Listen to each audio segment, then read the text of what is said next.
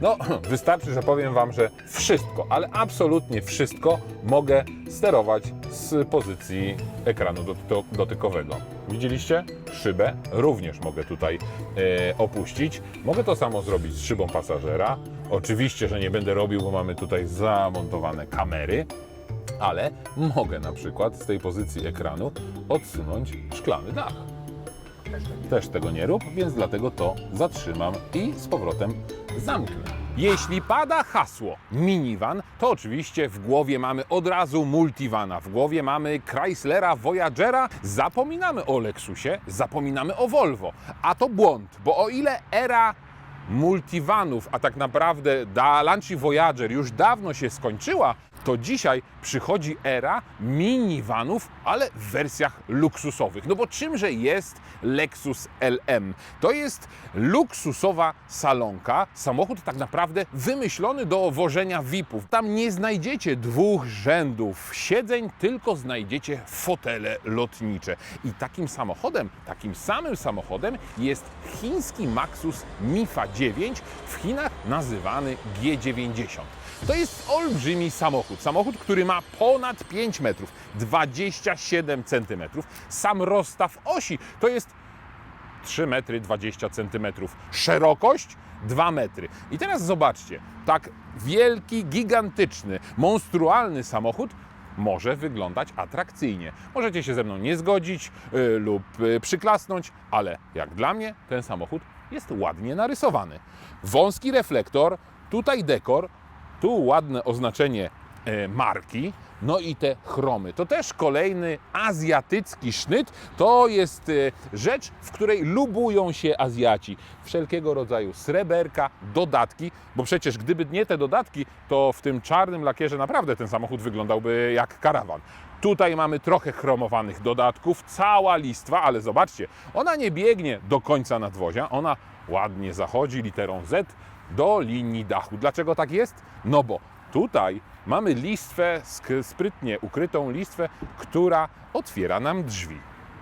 A jaki tutaj mamy napęd? Oczywiście elektryczny. Samochód został zbudowany na specjalnie stworzonej dla samochodów tego gabarytu platformie dla aut elektrycznych. Napęd na przedniej osi, silnik na przedniej osi, bateria. Oczywiście, tak samo jak gigantyczny jest ten samochód, tak bateria jest gigantyczna, bo to 90 kWh, płasko rozłożona pod samochodem, z tyłu tylko i wyłącznie zawieszenie, no i bagażnik.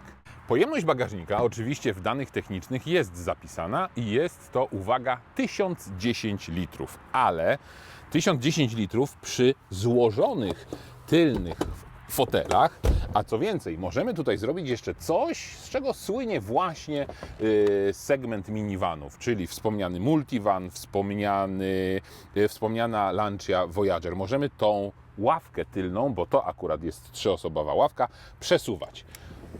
Albo zmniejszając przestrzeń ładunkową, albo zwiększając ją, ograniczając przestrzeń na nogi dla pasażerów. Tutaj pod spodem nie mamy żadnego schowka, więc jeśli jedziemy w komplecie, no to tego bagażnika nie ma za wiele i nie jest to na pewno 1100 litrów. Ile to jest? Jak na moje oko, jakieś 150. A możemy przecież, w zasadzie technicznie jest to możliwe, wymontować te fotele lotnicze. No właśnie, i tutaj warto powiedzieć, że na początku, gdy Mifa 9 debiutowała na naszym rynku, to była dostępna wersja z 2 rzędami takich zwyczajnych kanap. Dopiero później zrezygnowano z takiej opcji i samochód dzisiaj występujący w cenniku ma 2 fotele lotnicze i 3-osobową kanapę. Dlaczego tak się stało? No bo zadajcie sobie pytanie, dla kogo ten samochód jest stworzony? Dla kogo taki olbrzymi karawan? No przecież nie dla rodziny. Bo jeśli kupilibyśmy w tej specyfikacji auto, to my jako kierowcy jechalibyśmy za kierownicą, a nasze dzieci, pociechy nasze jechałyby w tak wygodnych, luksusowych, lotniczych fotelach. No chyba coś nie tak. Albo może ja źle myślę. W każdym razie to nie jest typowe auto rodzinne, bo do typowego auta rodzinnego trzeba by było wpakować tutaj namiot, rower, kajak albo Bóg wie jeszcze co. Także ten samochód jest zbyt luksusowy jak na rodzinnego minivana i chyba to jest największy jego problem. Do niedawna jeszcze Maxus Mifa 9 mogłaby się ta klapa trochę wyżej podnosić. Praktycznie nie miał konkurencji, ale pojawił się Lexus LM. No tak, tylko nadal śmiem twierdzić, że Mifa 9 nie ma konkurencji, bo Mifa 9 jest elektryczna, a Lexus jest napędem hybrydowym. Zatem wybierając elektryka, jesteśmy skazani na to auto. Wybierając hybrydę, jesteśmy skazani na Lexusa, który ma niezły patent, jeśli chodzi o tylne fotele, bo tam ta tylna ławka podzielona jest na pół i można te fotele złożyć, tak jak w Land Cruiserach, do boków. Wtedy mamy dużą przestrzeń ładunkową. Tutaj praktycznie ta kanapa jest niewyciągalna, no bo konia z rzędem temu, kto sam to wyciągnie z tego samochodu. Więc te możliwości ładunkowe nie są zbyt duże. Poza tym konkurencją niebawem będzie Volvo EM90, pod warunkiem, że Volvo przywiezie do Europy właśnie to auto. Auto z segmentu, który jest tak popularny i auta, które są tak umiłowane w Azji, bo to właśnie stamtąd te luksusowe salonki do nas przyjechały. To właśnie tamte samochody miały swego rodzaju reaktywację. Oprócz tego, że drzwi otwierają się automatycznie, więc nie muszę łapać za klamkę, mają one jeszcze jedną rzadko spotykaną, unikatową cechę. Mogę opuścić szybę używając przycisku. Oczywiście tak jadąc tym samochodem czuję się jak król, siedząc w tak wygodnym fotelu i mając tyle przestrzeni. Chociaż muszę Wam powiedzieć, że czasami mam nie lada kłopot z tego typu samochodami. No bo z jednej strony mamy 5,30 m samochodu, a tak naprawdę tego miejsca tutaj wcale za dużo nie ma. Tutaj tego problemu nie ma. Wszystko jest tak dobrze spasowane, że mieszczę się ja za kierownicą, mieszczę się ja tutaj w drugim rzędzie foteli i zmieściłbym się ja z tyłu. Ale zanim wybiorę się na wycieczkę do trzeciego rzędu foteli, to kilka słów o tym, z czego mogę tutaj korzystać. No bo tak, z jednej strony mam uchwyt na telefon, trzymam go, nie wiem co z nim zrobić. Tutaj mam specjalny, tutaj, zobacz Piotrek, tu mam specjalny schowek na telefon. Mamy tutaj schowek, stolik, mamy miejsce na telefon, mamy 2 porty USB. A gdzie mogę odłożyć filiżankę kawy? Mogę to zrobić tutaj, proszę bardzo. I mieści się filiżanka kawy. Tutaj to nie jest otwierane, tylko ten podłokietnik jest przesuwany. Dlaczego? Bo centrum zarządzania tym fotelem mieści się na tym wyświetlaczu dotykowym. A jakże? Mogę też w szybki sposób tym przyciskiem ustawić fotel w pozycji półleżącej. A jeśli chciałbym przysunąć się na przykład trochę do przodu, no to proszę bardzo, jadę do przodu. Jeśli chciałbym odjechać do tyłu, no to wystarczy dotknąć ekran i jadę do tyłu. Widzicie, co się teraz dzieje? Maxus Mifa 9 to jedno z niewielu aut, w których fotele potrafią się przesuwać lewo, prawo. No pokażcie mi inne takie auto, w którym tak jest. Do momentu, w którym nie wsiadłem do Volvo, zakochany byłem w Mifie. Ale wiem, że gdybym miał wybierać spośród samochodów tego segmentu, to jednak ta przestrzeń urządzona bardziej po Volvowemu przypadła mi do gustu. Chociaż przecież to i tak chińska marka. No i teraz chyba to najciekawsze, czyli jak wejść do tyłu. Niestety, wielokrotnie pokazując Wam chińskie samochody, mówiłem, że w przypadku aut, które mają trzeci rząd siedzeń, nie ma patentu jakiegoś jednego przycisku, jednej dźwigni, która składałaby czy odsuwałaby fotele właśnie te środkowe, żeby łatwo dojść do tylnego rzędu. Tutaj też czegoś takiego nie ma, więc jedyny sposób, żeby dostać się na tylną kanapę, co jest olbrzymim minusem, jest przeciskanie się tutaj przez środek. Jak to zrobić? No trzeba trochę ekwilibrystyki, żeby się zmieścić, ale jak już tutaj wejdę, to zobaczcie, niby trzeci rząd foteli, niby krótkie oparcie, chociaż nie do końca. Jak podniosłem sobie zagłówek, to jest zdecydowanie przyjemniej. Jest tutaj też klimatyzacja, nawiew klimatyzacji. Mogę regulować ten fotel, teoretycznie przynajmniej. Jest tu tyle miejsca, że mogę usiąść z nogą na nogę i dodatkowo mamy miejsce na kubek, mamy miejsce na telefon, nie muszę tych rzeczy trzymać w ręce, no i mam porty USB. I powiem Wam szczerze, że tutaj siedzi mi się bardzo wygodnie. Jest tu też kilka rozwiązań, na które warto zwrócić uwagę. Przede wszystkim to jest ta olbrzymia poręcz. No to ewidentnie jest przykład na to, że ten samochód służy jako taki shuttle VIP, czy taki bus do wożenia na przykład gości hotelowych albo z lotniska na lotnisko. Tutaj również mam uchwyt, mam tutaj kieszonkę, a tutaj mam na stopy takie, taki stopieniek na stopy. Stopieniek na stopy to mam. Żeby wysiąść z tego samochodu, też mam stopieniek tutaj. Tutaj mam stopieniek drugi. Mogę wygodnie wysiąść z samochodu, wygodnie do niego wsiąść, a drzwi zamknę używając tylko jednego przycisku. A podobają Wam się te aluminiowe felgi? No to mam dla Was niespodziankę. Bo aluminiowe felgi wyglądają tak. Ładne, prawda? No właśnie. 19 w standardzie, a to jest zwykły plastikowy kołpak. No i się trochę pobrudziłem. W sumie to sam na siebie ukręciłem bat, bo z jednej strony złościcie się, jak wychwalam różnego rodzaju samochody, które pojawiają się u nas na kanale. Z drugiej strony za każdym razem mówię, jeśli pojawi się materiał we współpracy z jakąś marką, to będziecie pierwszymi, którzy o tym się dowiedzą. Więc tak, ten materiał nie jest zapłacony. I przyznaję się, kiedyś miałem już okazję nagrywać materiał o tym samochodzie, dokładnie o tej samej Mifie 9. No i w zasadzie trochę ten samochód pochwaliłem. I co? Wychodzę z założenia, że jeśli coś jest złego, to trzeba to zganić, a jeśli coś jest dobrego, to nie ma się co wstydzić i warto chwalić. A w przypadku Mify 9, luksusowej salonki Auto Made in China, no raczej trzeba tutaj wiele rzeczy pochwalić niż zganić. Fotel jest wygodny, materiały są bardzo wysokiej jakości. Owszem, to nie jest naturalna skóra, ale materiał bardzo przyjemny. Dodatkowo ta perforacja foteli naprawdę robi wrażenie. Jest tutaj prawdziwa nitka, są satynowe dekory, wszystko jest zmontowane w jak najlepszym porządku. Dodatkowo te materiały na desce rozdzielczej są miękkie. Nawet te tutaj daleko sięgające pod szybę. O, dopiero tutaj robi się twardo. Wiecie, na ile wyceniona była jeszcze do niedawna Mifa 9? 356 000 złotych. Więc z jednej strony mamy bardzo duże i wygodne i przestronne auto, z drugiej strony mamy bardzo drogie auto, więc oczekujemy i musi za tym iść, za tą ceną, jakość. Ta jakość tutaj jest. No ale powiedziałem do niedawna, bo niedawno prywatny importer tych samochodów, bo powiedzmy sobie szczerze, że te samochody nie sprzedają się jak ciepłe bułeczki. Zaryzykuję nawet stwierdzenie, że to są tak naprawdę pojedyncze sztuki, które się sprzedają na naszym rynku. No nie sprzedają się, więc importer obniżył cenę. I teraz takie auto możecie kupić sobie za 299 000 złotych z rocznika, uwaga, 2023. No dobra, ale przechodząc już do tego, jak wnętrze jest urządzone tego auta, mówiłem o tych materiałach, które są przyjemne. Nawet podsufitka jest miła w dotyku.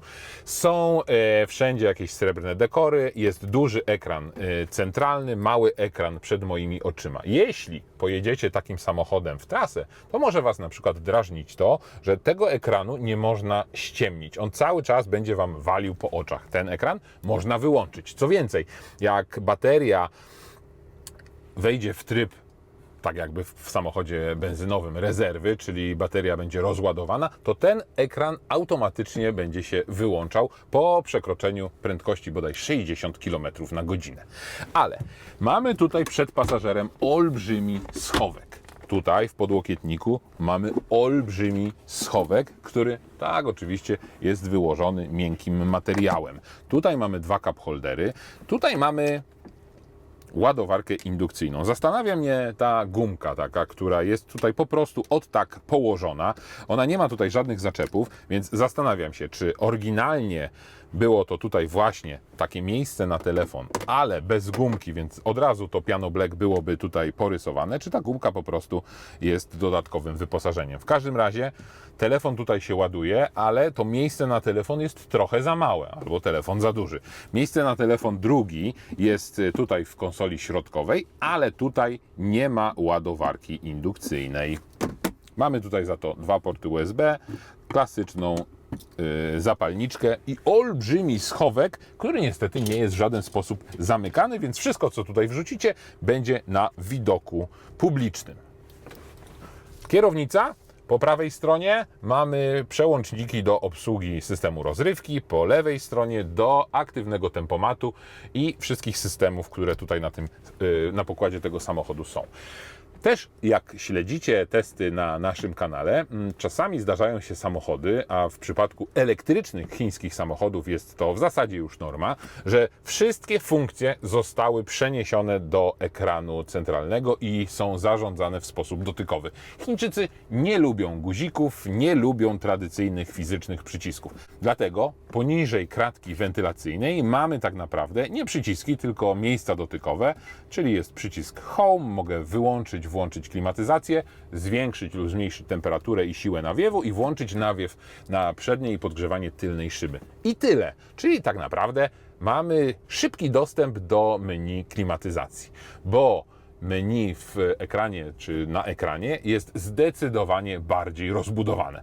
No, wystarczy, że powiem Wam, że wszystko, ale absolutnie wszystko mogę sterować z pozycji ekranu dotykowego. Widzieliście? Szybę również mogę tutaj opuścić. Mogę to samo zrobić z szybą pasażera. Oczywiście, że nie będę robił, bo mamy tutaj zamontowane kamery, ale mogę na przykład z tej pozycji ekranu odsunąć szklany dach. Też tego nie rób, więc dlatego to zatrzymam i z powrotem zamknę. Trzeba być tutaj precyzyjnym. Takich funkcji i ustawień jest tutaj mnóstwo. Jeśli wejdziemy sobie w menu klimatyzacji, możemy wybierać spośród tradycyjnych nastawień, czyli na przykład nawiew na nogi, szybę i tak dalej, ale możemy także wybrać jedną z kilku takich zaprogramowanych funkcji, które ten samochód tutaj ma. I możemy na przykład szybko schłodzić całe wnętrze, ogrzać całe wnętrze, możemy je odświeżyć, na przykład jak ktoś pali papierosy, albo przygotować do drzemki. Tych funkcji jest naprawdę całe mnóstwo i chciałem Wam powiedzieć i pokazać jeszcze jedno, no bo nie ma co się rozwodzić, że fotele mają masaże, jest tutaj system kamer 360 stopni. To jest absolutnie wiadome, że w takim samochodzie, samochodzie tej klasy takie rzeczy są. Chciałem Wam zwrócić uwagę tylko na jeszcze jedną rzecz, na system oczyszczania powietrza. Mamy tutaj system, który jest w stanie oczyścić powietrze w kabinie i pokazuje nam, jakiej jakości jest powietrze. Teraz powietrze w środku jest excellent, więc wspaniale. Wilgotność na poziomie 21-22%, a filtr, który odpowiada za czyste powietrze właśnie we wnętrzu, jeszcze ma 76% żywotności. Takie rzeczy też są. Przypominam tylko, że do niedawna takie rzeczy zarezerwowane były dla limuzyn klasy naprawdę super luksusowej, dla S-klasy, dla Maybachów, dla Range Roverów. Teraz takie rzeczy mamy w nie taniej wcale, ale chińskiej salonce. Jak ja lubię takie samochody takich gabarytów, chociaż nie wiem, czy gdybym miał kupić sobie samochód, to właśnie wybrałbym minivana. Z jednej strony to jest olbrzymi gabaryt, z drugiej strony oferuje bardzo dużo przestrzeni, z trzeciej, no jakoś te walory jezdne zawsze w takim samochodzie są na trzecim albo może i czwartym miejscu. Ale przede wszystkim tak wysoki samochód tutaj, dzięki tej baterii, która jest sporych rozmiarów, 90 kWh, czyli spora masa, umieszczona jest nisko, przez to środek ciężkości jest dość nisko, a to powoduje, że tym samochodem jeździ się przyjemnie. Oczywiście tutaj nie ma żadnych walorów sportowych ani usportowionych, jest po prostu przyzwoity komfort jazdy. To zawieszenie jest zaskakująco miękkie i sprężyste, no bo nie ma tutaj żadnej pneumatyki, to jest tradycyjne mechaniczne zawieszenie, a proszę bardzo, okazuje się, że może być ono komfortowe. Słyszycie? Cały czas pikają mi tutaj różne ostrzegacze. No oczywiście tak. To są systemy, które w Europie dopiero wchodzą do seryjnego, obowiązkowego wyposażenia samochodów, ale chińskie auta już dawno były w te wszystkie ostrzegacze wyposażone. Tutaj jest kamera, czujnik, który monitoruje moje skoncentrowanie. Poza tym pikają ostrzegacze przy przekroczeniu prędkości, przy przekroczeniu linii pasa ruchu. Więc do tego wszystkiego trzeba się przyzwyczaić. Przyzwyczaić się trzeba także do tego gabarytu, bo przednia szyba jest od nas odsunięta prawie o metr. Nad głową olgrom miejsca, z tyłu również, no i to lusterko. Jeśli chcecie się przejrzeć w tym lusterku, to guzik, nie przejrzycie się, bo to jest tak naprawdę ekran, który rzuca obraz z kamery zamontowanej na tylnej klapie. Lusterko jest oczywiście tradycyjne tutaj w przeciwsłonecznej osłonie. No dobrze, 90 kWh bateria. To zdaniem producenta wystarczy na przejechanie, no, rozstrzał jest dość duży, ponad 430 do nawet 540 km. Ale biorąc pod uwagę, a skasowałem, wyzerowałem zużycie energii, więc biorąc pod uwagę, że to zużycie oscyluje w granicach 20 kWh na 100 km, no to faktycznie te 400 km ponad można tym samochodem przejechać. To zaskakujące, bo samochód jest olbrzymi, ma aerodynamikę, no mówiąc kolokwialnie, kiosku ruchu, a do tego jest ciężki, bo waży prawie 2,5 tony. Wyobrażacie to sobie? 2,5 tony. Ale no, w korku to oczywiście nie ma mowy o tym, żeby jakoś dynamicznie jeździć, ale w takim ruchu miejskim ten samochód jest zaskakująco dynamiczny i zaskakująco skrętny, no taki poręczny bym powiedział, bo wbrew tym rozmiarom, to jednak zwisy z przodu i z tyłu ten samochód ma małe. To jest właśnie cała sztuka zbudowania takiego samochodu w taki sposób, żeby łatwo się nim manewrowało, bo to nie jest wcale auto wymyślone do pokonywania długich tras. Oczywiście można takim samochodem i z wielką przyjemnością można wybrać się takim autem na przykład na wczasy w Alpy albo do dalekiej Hiszpanii, ale te samochody, jeśli kupowane są zgodnie z ich przeznaczeniem, czyli jako takie VIP shuttle, no to jeżdżą tak naprawdę hotel, lotnisko. A to przecież głównie trasa, miasto i teren pod miastem. Chociaż my lotnisko cały czas mamy w centrum miasta. Dopiero będzie w Baranowie, CPK. No wtedy się zobaczy. Kto śledzi nasz kanał, ten doskonale się orientuje, że marka Maxus należy do giganta produkcji samochodów w Chinach, czyli do grupy SAIC Motor. To jest marka, która w swoim portfolio ma naprawdę bardzo dużo różnych samochodów. Od samochodów osobowych, przez minivany, po pick-upy, a także samochody dostawcze. I sam Maxus jest świetnym przykładem i testy tych samochodów możecie u nas oglądać, że właśnie w Europie koncentruje się na samochodach dostawczych. Nie tylko elektrycznych, czego przykładem jest na przykład e-Deliver, test odsyłam do naszego kanału, ale także innych samochodów, właśnie takich trochę wyciągniętych z tych segmentów minivanów czy maxivanów. I o ile Maxus Mifa 9 pojawił się na rynku w 2022 roku, tak pozostałe modele tego producenta na rynku są już naprawdę dość długo i niektóre z nich wymagają już sporego faceliftingu, jak nie kolejnych generacji. Przykładem jest pick-up T90, którego test również możecie obejrzeć na naszym kanale. A wracając do Mify 9, prędkość podróżna autostradowa, czyli 120 km na godzinę i w tym samochodzie cały czas jest cicho.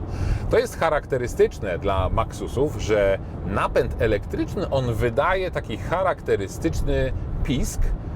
On jest w pierwszej chwili mocno słyszalny, później człowiek się do niego przyzwyczaja, ale jednak gdzieś ten taki hałas, szmer jest wyczuwalny i ja cały czas to słyszę. Ale przy prędkości 120 km na godzinę, przy prędkości autostradowej, no to już zaczyna tutaj troszeczkę szumieć, chociaż nadal cały czas jest cicho i przyjemnie i komfortowo. Zaskakujące jest to zawieszenie. Ono naprawdę jest ciche i bardzo komfortowe. Jestem pod wrażeniem. Przy takiej prędkości zużycie energii wzrosło do 21-22 kWh na 100 km, co uważam, że przy gabarycie takim jest naprawdę wynikiem całkiem niezłym. I podobnie jak na przykład MG3 ma tutaj taki sam wskaźnik. AMG, przypomnę, należy też do koncernu SAIC Motor. Ma dokładnie taki sam wskaźnik energii, którą wydatkuje podczas jazdy albo którą odzyskuje dzięki rekuperacji przy na przykład hamowaniu albo ostrych zjazdach. Siłę tej rekuperacji mogę sobie tutaj ustawić. Są 3 poziomy tej rekuperacji, więc fajnie, że tego typu rzeczy mogę po prostu ustawiać, bo czasami jest tak, że chcę, żeby auto się swobodniej toczyło, a na przykład przy jakichś zjazdach z góry chcę, żeby ta rekuperacja była na wyższym poziomie. Cała filozofia. No naprawdę, powiem Wam, że bardzo przyjemnie mi się tym samochodem jeździ. A jak z dynamiką? No proszę bardzo. Wciskam pedał gazu i od 100 km na godzinę ta elastyczność jest naprawdę na bardzo wysokim poziomie. Przy 135 km na godzinę, jadę autostradą, mogę jechać 140, przy 135 ten szum już zaczyna być trochę dokuczliwy, ale przy tej prędkości 120 wszystko jest ok, a im wolniej, tym bezpieczniej, tym ciszej i tym bardziej ekonomicznie. No bo wiadomo, że w przypadku samochodów elektrycznych o zasięgu decyduje co? Prędkość, moi drodzy. Prędkość. Na koniec jeszcze jedna ważna informacja. Powiedziałem Wam, że miałem okazję jeździć tym samochodem, jakiś rok pewnie temu. Dzisiaj to auto ma ponad 40 tysięcy, 42 688 km. I muszę powiedzieć, że nawet przy tym przebiegu tutaj nic nie trzeszczy, te plastiki mają cały czas miłą, przyjemną fakturę, nie widać po prostu tego przebiegu. To tak a propos pytania o jakość, bo zawsze pytacie i czasami mówicie, że tak, nowe samochody chińskie to może i tak, ale pewnie za 2-3 lata albo po 10, 15, 20, 30 tysiącach to one będą wyglądały inaczej. No to tak wygląda samochód, który ma 2 lata i 42 tysiące kilometrów przebiegu. Reasumując, można sobie zadawać pytanie, dla kogo jest ten samochód, czy dla rodziny, czy dla VIP-ów, ale po co takie pytanie sobie zadawać? Z drugiej strony może się wydawać, że cena 299 tysięcy złotych to są kosmiczne pieniądze, jak na chińskiego elektryka wielkości kiosku ruchu. No tak, ale biorąc pod uwagę auta konkurencji, a wspomniałem, że konkurentem jest na przykład Lexus LM, chociaż konkurentem gabarytowym, nie napędowym, bo tam nie mamy napędu czysto elektrycznego, a mamy napęd hybrydowy, więc biorąc pod uwagę konkurencję Lexusa, musimy wziąć również pod uwagę, że najtańszy 7-osobowy Lexus kosztuje, uwaga, 699 tysięcy złotych 900. Więc przy takim zestawieniu Mifa 9 za 290 to są jakieś frytki. A dodatkowo auto przyjemnie jeździ, jest komfortowe, bardzo dobrze wykończone we wnętrzu i elektryczne. A co za tym idzie, możemy korzystać z buspasów, możemy za darmo parkować w centrum miasta, możemy skorzystać z dopłaty w programie Mój Elektryk, no i cieszyć się bezemisyjną jazdą. A na koniec żenujący żart prowadzącego. Przychodzi facet do mechanika i mówi, coś mi cieknie. Mechanik odpowiada, to olej, a facet, to oleje.